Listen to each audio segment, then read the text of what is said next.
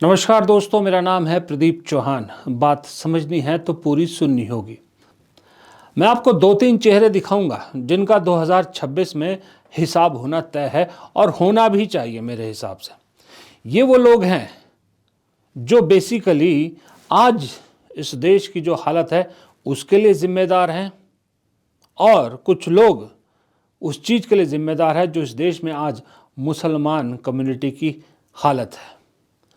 मुसलमानों को क्यों इतनी आसानी से निशाना बनाया जा सक रहा है, ये जिम्मेदारी उन लोगों की है। और कुछ चेहरे ऐसे हैं जिन्होंने इस देश के साथ वो किया जो शायद 1857 में जब आज़ादी का पहला संग्राम हुआ था, उस वक्त जो गद्दारी हुई थी, उन्होंने भी इतनी बड़ी गद्दारी नहीं की थी देश के साथ जितनी इन्होंने की।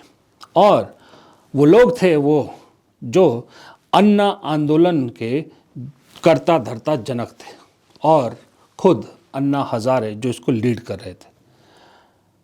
वो आंदोलन ऐसा था, उस वक्त देश को जुनूनी बना दिया था और देश को ऐसे गलत रास्ते पर चुना कि जिसका हर्जाना देश आज भी भुगत रहा है।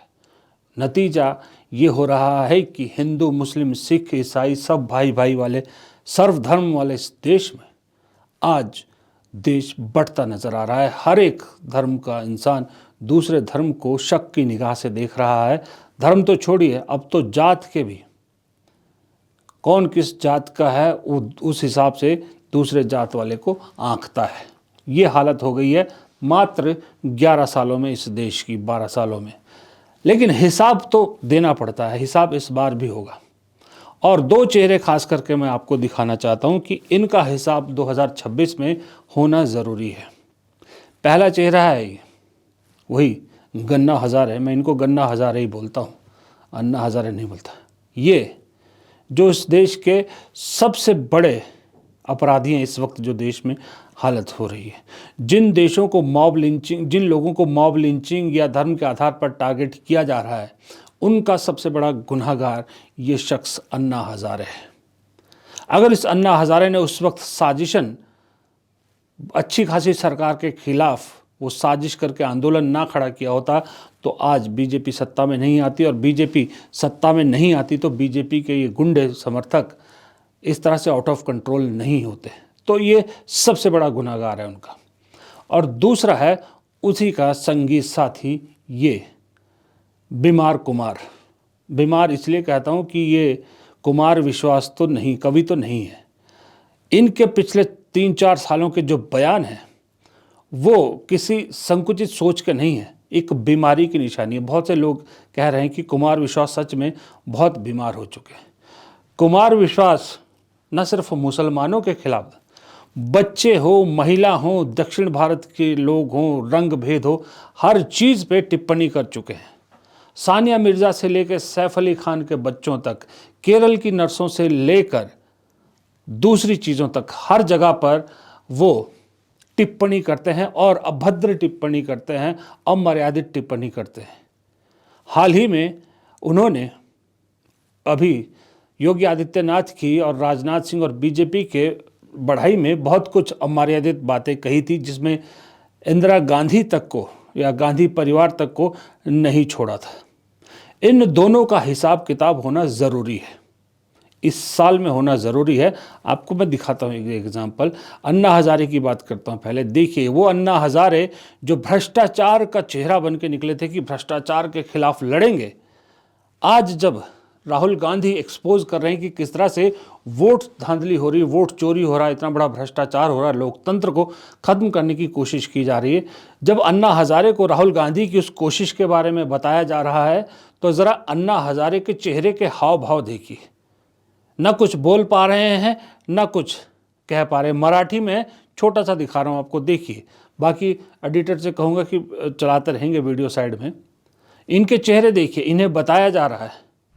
आयोगाने मतदान यादीमध्ये हेराफेरी केलेली आहे। ती हेराफेरी आता राहुल गांधीने शोधून काढलेली आहे, सगळी कागदोपत्री, आणि ती कोर्टासमोर, सुप्रीम कोर्टासमोर हजर केलेली आहे, बरं का। तर त्याचा आता लोकांना पटलं की राहुल गांधी, देखा किस तरह से कुछ नहीं बोल पा रहे, हूँ हाँ हूँ और मुंह इधर उधर कर रहे हैं।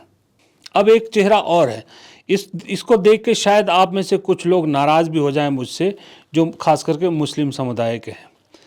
ये लोग, हो सकता है मैं नहीं जानता, माफ़ कीजिएगा कि ये कौन है, क्या नाम है इनका, लेकिन मुझे जब ये तस्वीर दिखी कि मोहन भागवत के साथ बैठ के एक मुस्लिम धर्म के एक बड़े धर्मगुरु साथ बैठे हैं और मोहन भागवत फिर एक और धर्मगुरु को माला सी पहना रहे हैं, मुझे ये देख के, तस्वीर देख के सिर्फ और सिर्फ मेरे उसमें एक ही ख्याल आया कि जो भी इस तरह के नेता ये आरएसएस के लोगों के साथ, बीजेपी के लोगों के साथ बैठते हैं, किसी भी मजबूरी से बैठते हैं, जो भी बैठते हों, ये दरअसल अपनी कम्युनिटी के लोगों के खिलाफ अपराध करते हैं।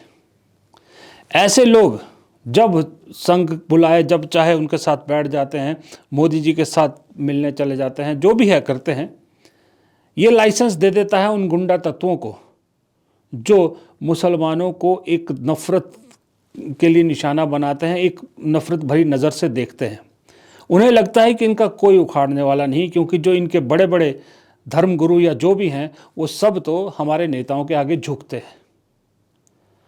अब मुसलमानों की इस हालत के लिए सिर्फ और सिर्फ बीजेपी या हिंदुत्व जी जिम्मेदार नहीं है, वो खुद भी जिम्मेदार हैं और उनके इस तरह के नेता या इन तरह के धर्मगुरु जिम्मेदार हैं। मुझे लगता है कि अगर इस देश में मुसलमानों को अपना भविष्य सुरक्षित रखना है तो अपने इन नेताओं, इन धर्मगुरुओं का हिसाब किताब भी उन्हें तय कर लेना चाहिए। 2026 में मुसलमानों को भी तय करना होगा कि धर्म के नाम पर जो कट्टरता वो फैलाई जाती है उनमें, क्या उसे फॉलो करना है या अपने आने वाले भविष्य या अपने आने वाली पीढ़ी के लिए इस देश में एक सुरक्षित माहौल तैयार करना है। अब आइए दूसरे पे, कुमार विश्वास पे। आजकल बड़े हिंदुत्व के ठेकेदार बने हुए हैं। राज्यसभा की सीट के लालच में बीजेपी को चरणों में पूरी तरह से लेट चुके हैं। दूसरों को भारतीय संस्कृति का संस्कार देते हैं, लेकिन अपनी बच्चियों को विदेशों में पढ़ाते हैं। मुझे इनकी बच्चियों के विदेश में पढ़ने से कोई दिक्कत नहीं है, अगर वो डिज़र्व करती हैं अच्छी बात है, लेकिन कुमार विश्वास जब दूसरों को ज्ञान बांटते हैं तो पहले अपने आप पर भी इसका अमल होना चाहिए। मेरा ये सवाल है। अपने आप को राम कथावाचक कहते हैं और लाखों रुपए लेते हैं, और मुसलमानों को धर्म के हिसाब से निशाना बनाने को कहते हैं। जो कूड़ा फेंके उसे भी साफ़ कीजिए की बातें कहते हैं। जब ये आदमी कुछ नहीं था ना, सड़कों पर था, तब यही आदमी था जो मौला मौला कहते थकता नहीं था। शोहरत न अता करना मौला, दौलत न अता करना मौला, बस इतना अता करना चाहे, जन्नत न अता करना मौला। शम्मे वतन की लो पर जब, शम्मे वतन की लो पर जब कुर्बान पतंगा हो, होठों पर गंगा हो, हाथों में तिरंगा हो, होठों पर गंगा हो, हाथों में तिरंगा हो। ये वही आदमी। अच्छा, इस आदमी के एक और वीडियो मैं आपको दिखाता हूँ। ये वीडियो देखिए, जब दिल्ली में निर्भया कांड हुआ था 2012 में, देखिए ये शख्स कैसे सड़क पर बैठकर आंदोलन कर रहा था निर्भया के लिए। अपने साथियों अरविंद केजरीवाल वगैरह के साथ बैठ के निर्भया के लिए जो है वो इंसाफ की मांग कर रहा था। लेकिन अभी उन्नाव पीड़ित, बेचारी उन्नाव रेप कांड की पीड़ित के साथ जो हुआ, जिस तरह से कोर्ट ने सेंगर को ज़मानत दे दी, रिहा कर दिया था, बल्कि सज़ा ही डिसमिस कर दी थी, तो सुप्रीम कोर्ट की शुक्रगुजार हैं कि उस ऑर्डर पर स्टे लगा। तब पूरे देश में आवाज़ उठी, पूरे देश के लोग उबाल पर थे। लेकिन मजाल है इन कुमार विश्वास के मुंह से एक शब्द भी निकला हो या सोशल मीडिया पे या एक्स हैंडल पर उन्होंने एक भी लाइन लिखी हो। ये वही दोगले कुमार विश्वास हैं, बीमार कुमार हैं। ये इन लोगों का एक्सपोज तो खैर बहुत हो चुके हैं, लेकिन अब हिसाब होने का वक्त आ चुका है। हिसाब करना पड़ेगा, वरना ये लोग और ज़्यादा गंद फैलाएंगे। ये सिर्फ और सिर्फ विपक्ष के हाथ में या किसी और के हाथ में नहीं है, खुद मुसलमान के हाथ में भी है। इसलिए मैंने आपको ये वीडियो दिखाया। तो ये 3 तो मैंने आपको सिर्फ उदाहरण के तौर पे दिए हैं। ये उदाहरण है, मैं ये नहीं कहता कि यही 3 है। ऐसी फहरिस्त बहुत लंबी है, आप जानते हैं। इन फहरिस्त में शामिल लोगों का 2026 में न सिर्फ एक्सपोज होना बहुत ज़रूरी है, बल्कि इनका इंसाफ होना भी बहुत ज़रूरी है, इनका हिसाब किताब होना भी बहुत ज़रूरी है। क्योंकि अब अगर हिसाब किताब नहीं हुआ तो इस देश को जिस रास्ते पर डाला जा रहा है ना, वो रास्ता वन वे है, वहाँ वापसी का रास्ता नहीं है। क्योंकि साथ के मुल्कों, आसपास के मुल्कों की हालत देख लीजिए, जिन जिन को कट्टरता के रास्ते पर डाला गया है उनकी हालत आज क्या है, पूरी दुनिया में कहीं नज़र डाल के देख लीजिए। तो अभी हम उस रास्ते के गेट तक पहुंच चुके हैं, एंट्री गेट तक। यहीं नहीं रोका गया तो मुश्किल हो जाएगा, और उस एंट्री गेट से देश को आगे ना जाना पड़े, उसे रोकने के लिए ऐसे लोगों का हिसाब किताब होना तय है और बेहद ज़रूरी है, वो भी इस साल के अंदर। फ़िलहाल इस वीडियो में इतना ही। प्रदीप चौहान को दीजिए इजाज़त। नमस्कार।